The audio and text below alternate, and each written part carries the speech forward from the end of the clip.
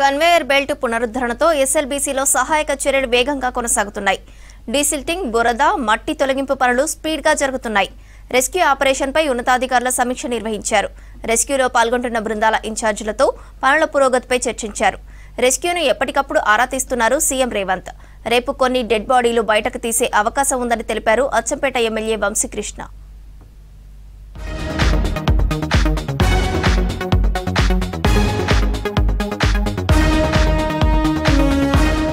SLBC టనెల్లో rescue operation కొనసాగుతోంది. Conveyor belt పునరుద్ధరణతో రెస్క్యూ స్పీడ్ అందుకుంది. బురద, మట్టి తొలగింపు పనులు, డీసిల్టింగ్ వేగంగా జరుగుతున్నాయి. 200 అడుగుల వరకు మట్టి, బురద, రాళ్లు, సెగ్మెంట్, టీబీఎం శిథిరాలు పేరుకుపోవడంతో 8 మంది జాడ గుర్తించలేకపోయారు. 6000 క్యూబిక్ మీటర్ల పూడిక తొలగించాల్సి ఉందని అధికారులు అంచనా వేశారు. కన్వేయర్ బెల్ట్ సాయంతో ఈ పనుల్లో పురోగతి వచ్చింది. ఇక రెస్క్యూ ఆపరేషన్ లో Singareni rescue teams, rat hole miners కీలక పాత్ర పోషిస్తున్నాయి.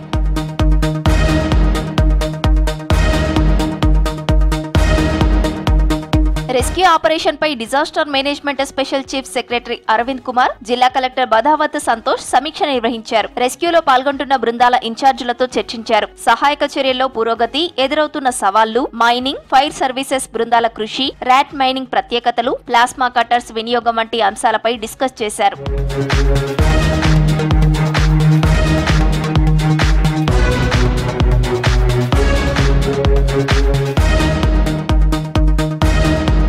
కన్వేయర్ బెల్ట్ పై గంటకు 800 టన్నుల మట్టిని బయటకు తీసుకురాగలమని చెప్పారు అధికారులు. జీపీఆర్ గుర్తించిన ప్రదేశాల్లో తవ్వకాలు జరుగుతున్నాయన్నారు. 2 ఎస్కలేటర్లను సిద్ధం చేశామన్నారు. టీబీఎం చివరి భాగాలను గ్యాస్ కట్టర్ ద్వారా తొలగించి లోకోలో బయటకు తీసుకురానున్నట్లు తెలిపారు. సహాయక చర్యలకు ఆటంకంగా మారుతున్న నీటిని ఎప్పటికప్పుడు పంపుల ద్వారా బయటకు పంపిస్తున్నట్లు వివరించారు. సహాయక బృందాలకు అవసరమైన ఆహారం, ఆరోగ్యంపై ప్రత్యేక శ్రద్ధ తీసుకుంటున్నట్లు తెలిపారు అధికారులు.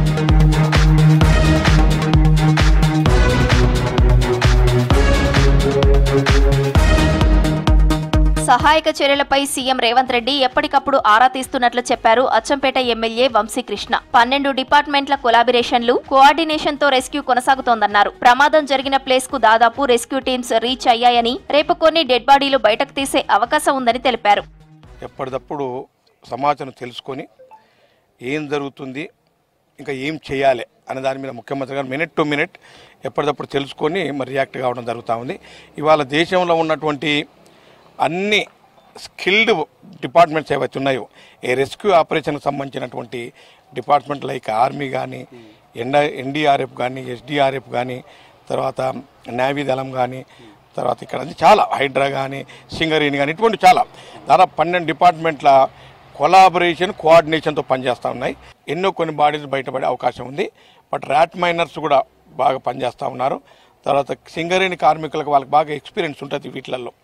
అన్ని ఆల్ డిపార్ట్మెంట్, ఈ డిపార్ట్మెంట్స్ కూడా సీరియస్గా అండ్ వార్పుట్ బేసిస్ మీద పనిచేస్తూ ఉన్నారు.